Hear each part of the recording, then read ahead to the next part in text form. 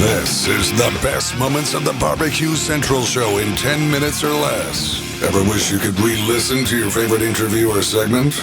Do you enjoy hearing older shows for the first time in years? Then the best moments of the BBQ Central Show in 10 minutes or less is just what you need. Thanks for listening and enjoy the show.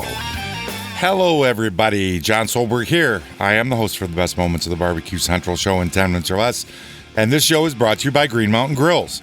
And for 17 years, Green Mountain Grills has brought the smoke to the competition scene in backyards all over this planet. Their Venturi-style firebox delivers the cleanest 150-degree smoke in the pellet game. Their newly redesigned 2025 Prime 2.0 grills blend the proven technology of the past with the technology of the future. Green Mountain Grills is the original innovator of all things Wi-Fi and continues to give the user granular options to control your grills in any environment from anywhere. Green Mountain Grills also leads the pack and accessory creation. From their pizza attachments that deliver pizza in 2 minutes, they got rotisseries, they got add-on side burners, and a whole lot more. Check all this out over at greenmountaingrills.com. That's greenmountaingrills.com. And I got a suggestion from my friend and friend of the show, Mr. Steve Ray. He wanted to get a little bit of this segment from 2019. So let's let Greg handle the introductions, all right? My guest in the first hour, an Emmy Award-winning filmmaker and founder of the Food Film Festival, the author of the travel guide Hamburger America, the Great American Burger Book, was hailed by the New York Times as the leading authority on hamburgers. He also hosted and produced Burgerland and hosted Made in America. We go ahead and race to the hotline and welcome first-timer to the show, George Motz. George, how are you, pal? Hey, how you doing? I'm absolutely fabulous, George. Appreciate you making time for the show this evening and finally getting together here. I'm very excited to have you. And let's jump right into it. Are you really ready to punch the next person in the face who blames farting cows for global warming? Yes, because I think there's a lot of misinformation about global warming and how it relates to cows, for sure. I mean, why wouldn't I? Is cow flatulence not participating to the decreasing of the ozone layer? I just made up a few words there, by the way. Well, those are good made-up words, but yes, I do believe it could have a very small part. But I mean, let's be honest. I mean, how can a cow's gas have anything? How can it battle the emissions from an airplane or a car? I mean, come on. I don't know, but it seems like every time I go online, and obviously, given the theme of the show here, I do a lot of research about barbecue, grilling, live fire in general. That lends itself to meat or beef in some form or fashion. And inevitably, every week, I'm seeing some new article where if it's not cow farts, it's cow burps, or they're eating something, or they're breathing harder than they were 15 years ago, and we're all in for imminent death here in the next few weeks. Right. Well, I think the bottom line is that people, especially the media, loves to be able to use the hamburger as an example of what's killing us. At first, it was, obviously you shouldn't eat too many hamburgers to kill you, which is probably true. But now they're trying to battle this by coming at us from the angle of the farting animal, which I think is also ridiculous.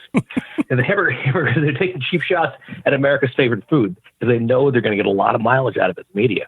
Absolutely. George Motz joining us here on the show. Are you also really working on a musical about hamburgers? I've been working on a musical about hamburgers for a long time. It takes a long time. But that's still kind of a back burner thing. Yeah. What's a long time? 5, 10, 20 years that you're working on this masterpiece? I've been working on this thing for probably about 5 years. But I've had meetings. I've taken meetings with agents. Really? So things are definitely going to happen. Oh, yeah.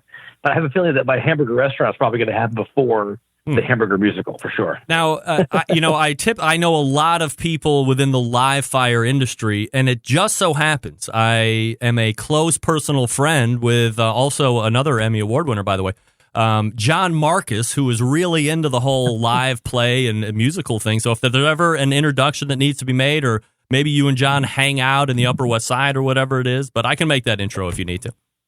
John's a good friend of mine. We've done events together. He's a great guy. He's a great like New York barbecue guy, which is pretty unique in a way. All right, so you are home based out of Brooklyn, New York, correct? Exactly. Yeah, I live in Brooklyn. All right, so are you a born and bred New Yorker, or are you transplanted from somewhere?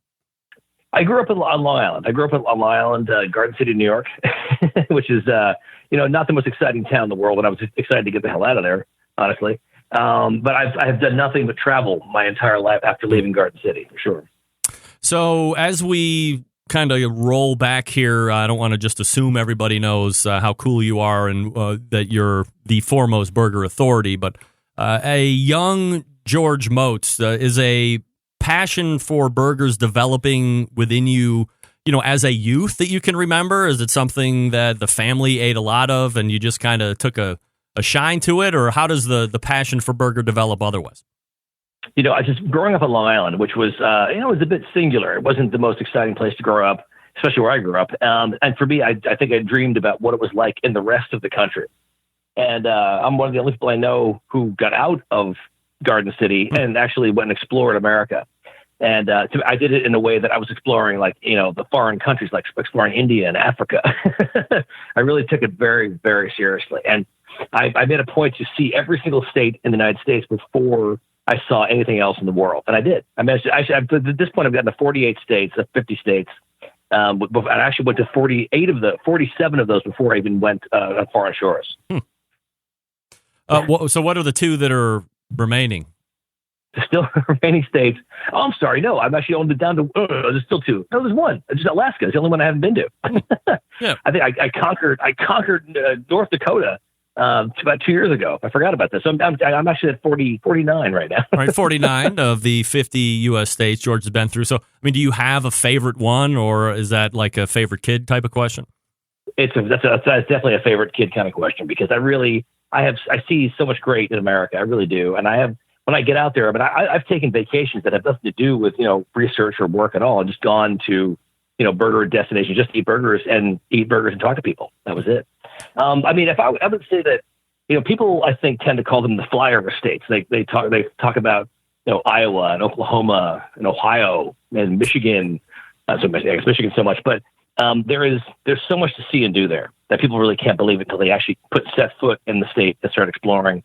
I love Oklahoma. I love the Midwest. There's so much real America there. Have you been to Cleveland? I've been to Cleveland, yes. I've been to the Rock and Roll Hall of Fame. You have? Guess who hasn't been to the Rock and Roll Hall of Fame? Your humble host. No, come on. I live 10 minutes away from the Rock and Roll, but here's the deal. Everybody that I know, and it's been plenty of people now over the last, however many years it's actually been up and running, that have come out and been like, And I'm like, oh shit! It's such a non-glowing review. It's like somebody took a bite of a really bad piece of food and said, "Oh, this is not good." George, you take a bite. You're like, no way! I don't want to do that. So I guess I've just stayed away. I loved it there. I loved it. I'm a huge fan of music, live music, and it really is a place. If you're a fan of music, it's a great place to immerse yourself for sure. Did you have any stick out food moments while you visited Cleveland? Think George had any interesting experiences while visiting the land of Cleve? Head over to the BBQCentralShow.com and find out. There will be a link in today's show notes. Take you to the complete episode. Thank you much, Mr. Ray, for the suggestion. Always great to hear from you. Love to hear from each and every one of you. Love to do shows for you. So drop me a note, John, J-O-N-John, at the BBQCentralShow.com, and I will try to get it done for you. Thanks so much for listening, and until next time on the best moments of the Barbecue Central Show in 10 minutes or less, I'm your host, John Solberg. I look forward to talking to you again soon.